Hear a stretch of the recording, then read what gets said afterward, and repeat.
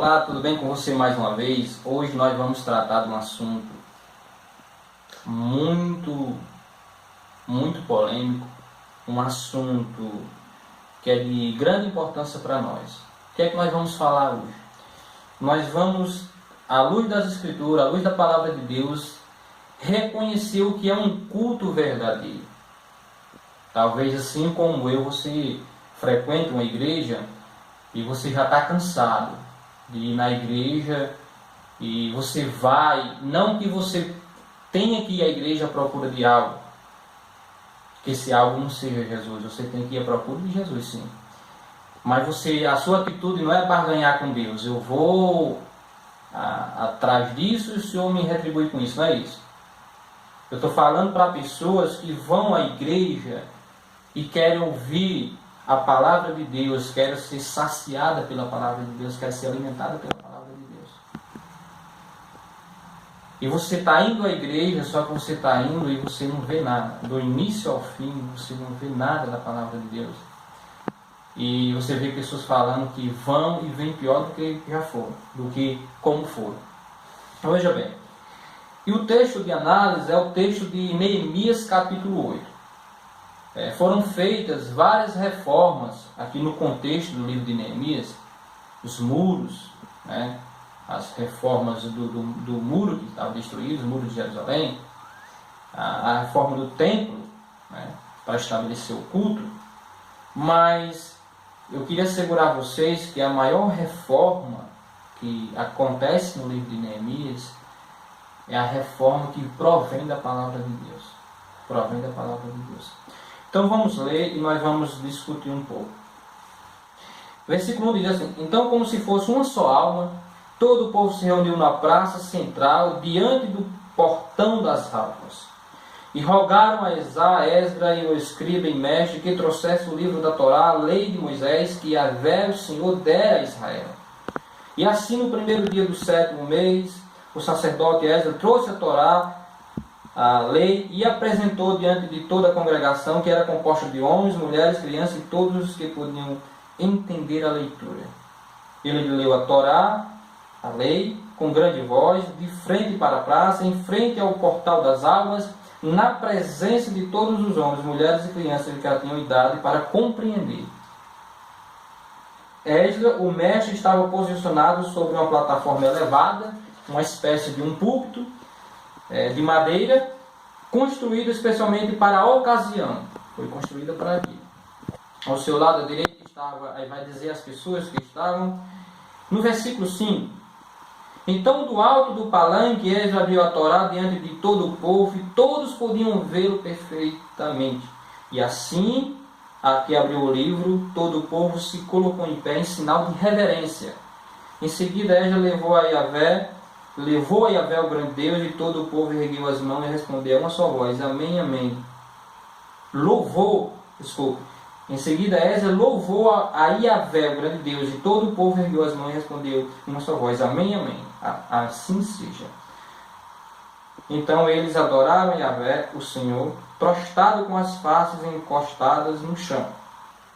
No versículo 8, diz assim: leram o livro da Torá, a lei de Deus, interpretando e explicando, a fim de que todos os habitantes da cidade pudessem compreender bem os ensinos e prescrições que ouviram.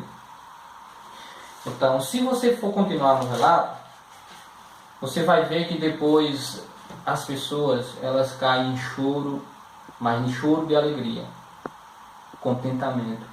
Por quê? Primeiro, o versículo começa dizendo que todo mundo estava unânime, prestando atenção no que o pregador estava falando. Todo mundo. Então aqui a gente tem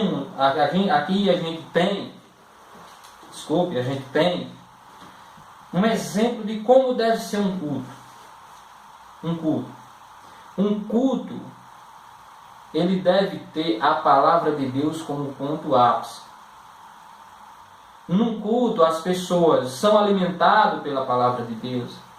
No culto, as pessoas entendem a palavra de Deus. No culto, aquele que está pregando explica, lê o texto, explica o texto. para as pessoas presentes. E o que é que as pessoas ganham com isso?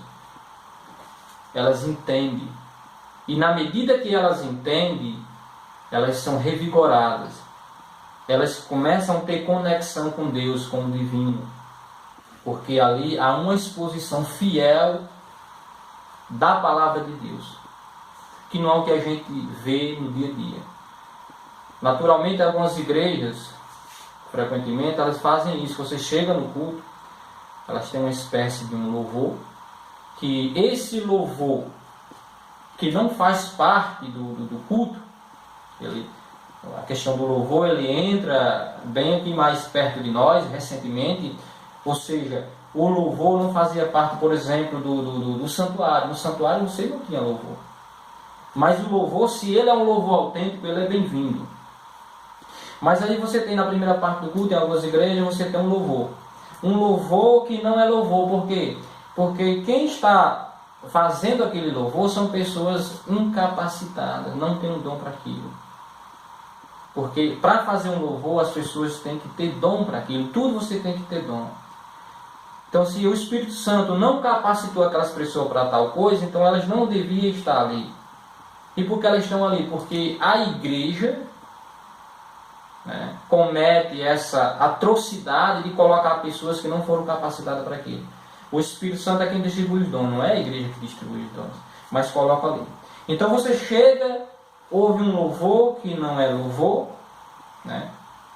Um ruído, você ouve mais um ruído, aquilo que começa a incomodar você, e depois você espera o segundo momento, que é o momento que você espera, que tem esperança, que pelo menos alguma coisa vai acontecer, que é o momento da palavra. E quando chega no momento da palavra, que o pregador vai abrir a palavra, aí não diz nada com nada, diz as coisas fora do contexto. Em outras palavras, não prega nada com nada. E muitas vezes faz afirmações que a Bíblia não diz, que a Bíblia nunca afirmou. Alega coisas que a Bíblia nunca diz. E em resumo, você sai dali muito mais pior do que quando entrou. Então, o culto hoje, em várias igrejas hoje, eles não são culto, são programações, são eventos. E o que eles dão ênfase aí é o louvor. Muitas igrejas estão dando ênfase ao louvor, que de fato não é louvor. Muitos nem louvor não tem. Você tem um ruído. Tem pessoas com boa intenção, mas não são capacitadas para tal. E em seguida, que é a hora, o ápice do culto, é onde o porta-voz de Deus, o pregador, precisa falar com você. Esse porta-voz de Deus é negligente, é imprudente, não estuda, não busca Deus.